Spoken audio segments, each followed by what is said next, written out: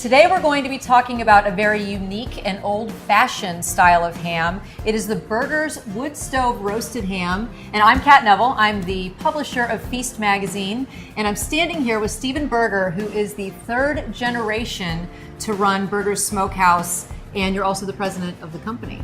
Well, thank you, Kat. Really the unique feature of our oven-roasted ham is the fact that it's processed with the skin and the fat on the ham, all the way through the brining and the cooking and the smoking.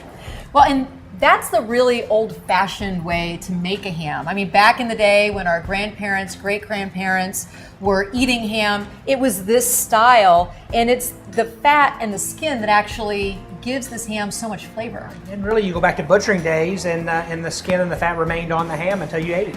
And you don't have to heat it up. You can actually take this straight out of the fridge and enjoy it room temp. That is true. It's fully cooked. Go ahead and give it a try.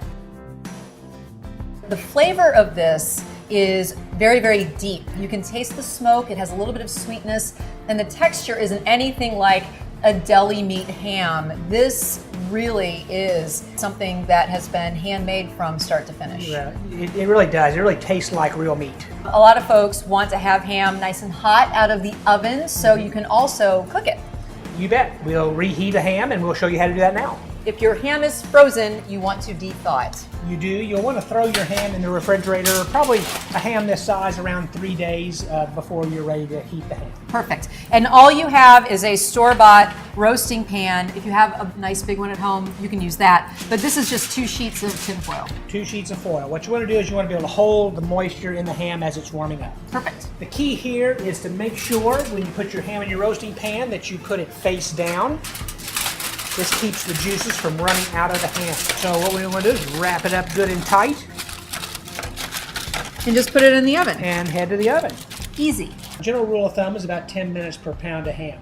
But if you got a meat thermometer, that's really the best way to do it. That way you know exactly how hot your ham is internally. 140 is ideal. You want to have it nice and warm, but as soon as you overheat it, it dries out and it's not near as good.